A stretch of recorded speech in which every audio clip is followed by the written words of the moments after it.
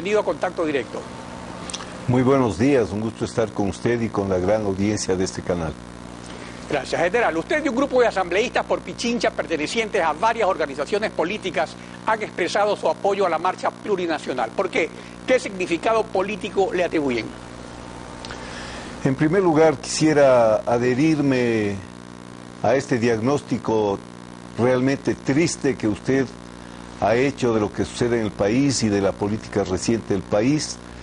Yo creo que evidentemente no todavía podemos atinar los ecuatorianos a institucionalizar la política, a hacer de la política lo que debe ser una forma de servicio a la comunidad, terminar con estas prácticas odiosas, retrógradas que esperábamos nosotros que en este periodo de revolución ciudadana habrían sido superadas. Me parece a mí que por el contrario, en muchos de los aspectos, no solamente que se han mantenido esas malas prácticas, sino que se las ha incrementado, se las ha agudizado. Le digo esto porque no es la primera marcha indígena que llega a Quito. Yo he sido testigo de muchas de ellas, pero es la primera vez que un gobierno organiza una contramarcha. Es la primera vez que un gobierno, desde el inicio de esta marcha en la provincia de Zamora, se encarga él mismo de convertir a parte del pueblo ecuatoriano casi en actores de una invasión extranjera que vienen a Quito. He escuchado con real admiración, sorpresa y dolor decir que vamos a defender a Quito. Los quiteños no necesitamos que nos defienda el gobierno. Los quiteños siempre hemos recibido con las puertas abiertas, los brazos abiertos, con generosidad, con simpatía, a quienes con el legítimo constitucional derecho de manifestar su inconformidad o su posición distinta frente a una política pública quieren llegar a la capital de todos los ecuatorianos. Así es que yo creo que realmente el gobierno no atina a manejar los conflictos sociales. Cuando hablan del 30 de septiembre... Pero el gobierno maneja el fantasma del golpismo cada vez que le conviene, de acuerdo a los antecedentes de otras marchas justamente.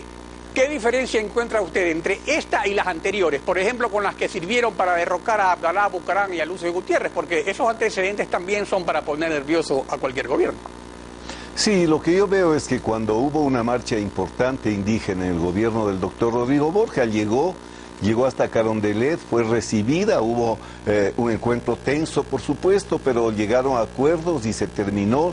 Los indígenas llegaron y salieron sin haber ocasionado un daño a la ciudad y, por supuesto, logrando algún acuerdo. En la época del arquitecto Sixto Durán hubo una enorme marcha, entonces llegaron, yo me acuerdo como comandante del ejército, que en el arbolito se puso puntos de agua, enfermería, inclusive cocinas de campaña, llegaron, debatieron, discutieron, acordaron o no acordaron, regresaron sin que haya habido un solo vidrio roto. En el caso del levantamiento en la situación de Abdalá Bucaram fue urbano, fue de Quito, no fue que los indígenas llegaron a votarle a Abdalá Bucaram. En el caso de Lucio Gutiérrez igual, fue urbano.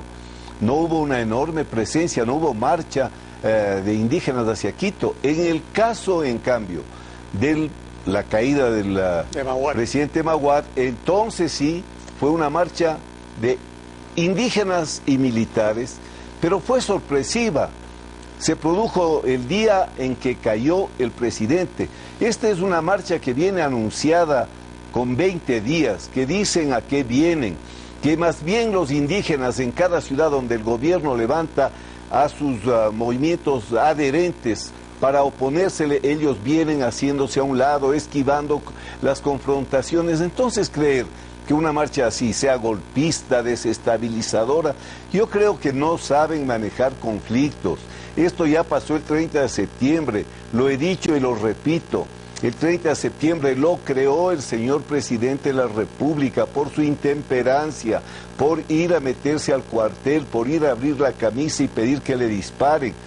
Entonces yo creo que en una democracia, si algo hay que saber hacer es administrar los conflictos, evitar que los conflictos se agraven, lograr diálogos que no siempre llevan a acuerdos, pero que demuestran que hay una actitud abierta de ambos lados. Yo creo que en esta ocasión, como el 30 de septiembre, una vez más el presidente y su equipo se equivocaron en la administración de un conflicto que no tiene por qué haber tomado este cariz de golpe, de desestabilización, que a mi juicio nunca... Ahora, lo cierto es que la plataforma de lucha de los indígenas indígenas no figura la destitución ni la renuncia del presidente, sino demandas puntuales que se han venido postergando mediante un peloteo entre el Ejecutivo, la Asamblea y la Corte Constitucional durante los 2 mandatos presidenciales del economista Correa. Ahora, esta deuda con los indígenas se debe a cálculos electorales, a la derechización o al ensimismamiento del gobierno. O sea, ¿cuál es el problema de fondo con estas leyes de agua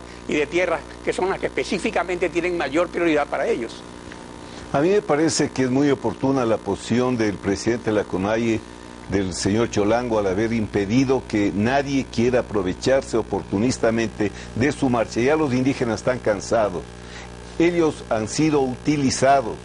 Vemos cuántas personas mestizas, blancas, aparentemente estuvieron apoyándoles, fueron parte del Pachacutic, en fin, y después traicionaron las propuestas políticas de la CONAIE y de los pueblos indígenas. Ellos han puesto clarísimamente a un lado a toda persona que quiera utilizar su marcha con intereses electorales. Yo veo que también esa es otra forma de querer desacreditar a la marcha, decir que vienen oportunistas, golpistas. Bueno, esto yo no he visto que tenga ningún resultado. Creo que es un error, creo que se equivocó el gobierno al administrar este conflicto que pudo haber sido pacífico, tranquilo. Yo creo que por contrario, el propio gobierno... todavía podría ser pacífico. En la plataforma de la marcha no solo hay planteamientos que interesan preponderantemente a las comunidades indígenas, sino también un reclamo consistente contra la disfuncionalidad de las instituciones del régimen democrático que afecta a todos. O sea, si esto es así y no hay rectificaciones, entonces ¿cuál es la estabilidad que se defiende cuando se habla de desestabilización? Bueno, yo creo que el gobierno se dio cuenta, la actitud del presidente de ahora, la actitud del alcalde de ahora ya son distintas. Entendieron que estaban equivocados y hoy ya hablan de que van a permitir que haya una marcha del gobierno y que van a permitir que la marcha que viene desde el Pangui pueda entrar hasta el Arbolito. Ya se dieron cuenta que de haber habido un enfrentamiento, el único responsable de los resultados sería el gobierno, porque mientras unos anuncian con 20 días una marcha para llegar a Quito y el gobierno de una manera poco democrática o antidemocrática organiza contramarcha, si había una confrontación, ¿quién iba a ser el responsable? Los que vienen desde hace 20 días con una marcha con ideas claras, con propuestas claras, o una contramarcha irracional que desde el poder se organiza disque para defender la democracia. ¿Cómo se puede defender la democracia enfrentando a ecuatorianos con ecuatorianos?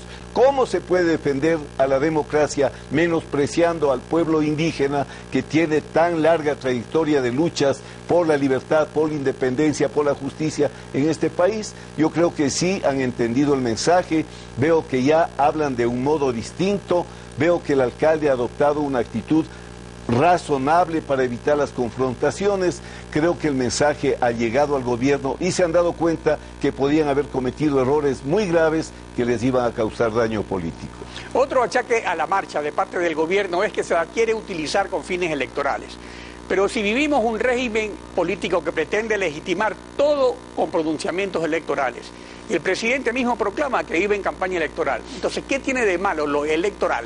Si esa es la otra vía que tiene el pueblo para expresarse, además del derecho a la resistencia.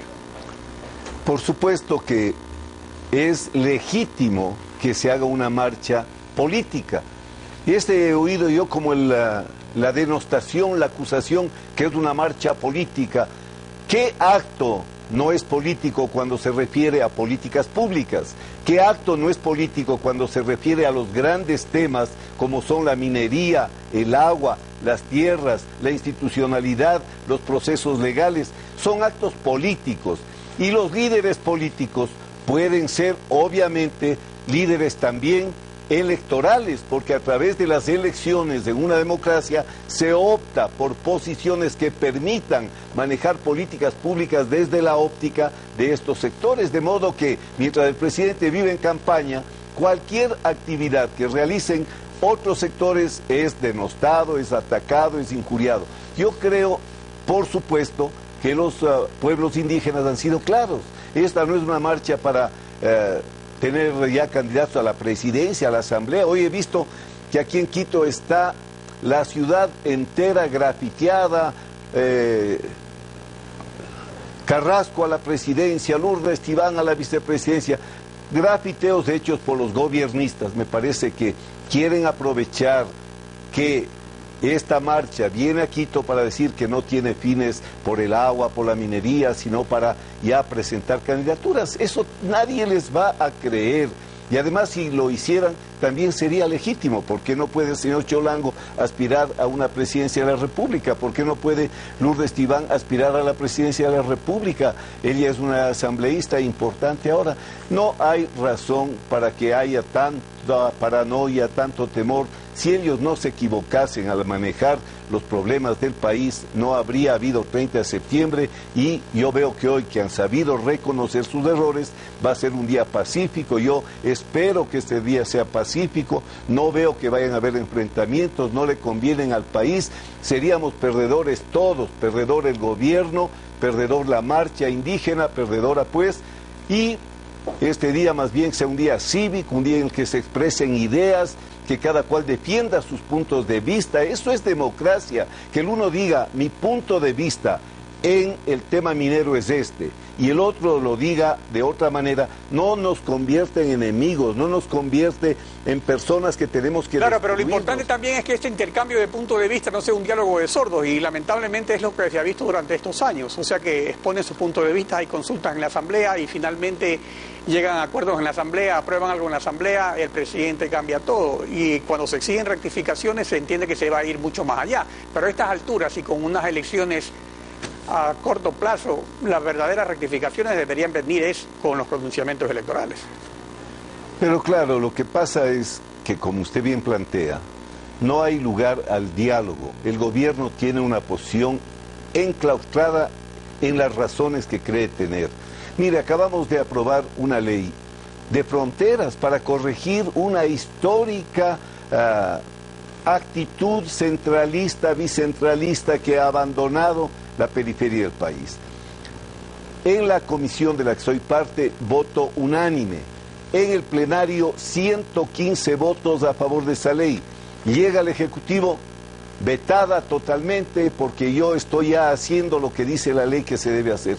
Entonces, de esa manera se matan los diálogos. Se mató el diálogo de la ley de comunicación. Cuando llegamos al acuerdo ético-político, el presidente dijo que se le había revuelto el estómago que sus asambleístas se sienten con la oposición. Entonces, es imposible el diálogo cuando una parte está ensimismada en ser dueña de la razón, cuando se cree que hay una verdad única. No, la verdad única no existe. La verdad se construye socialmente, una verdad para un momento histórico, para una situación concreta. Eso no alcanzan a entender las personas con temperamento autoritario y no democrático. Y así vamos a terminar que en las urnas será donde el pueblo dirima este momento crucial de la historia de los ecuatorianos. Asambleísta Paco Moncayo, gracias por acompañarnos hoy en Contacto.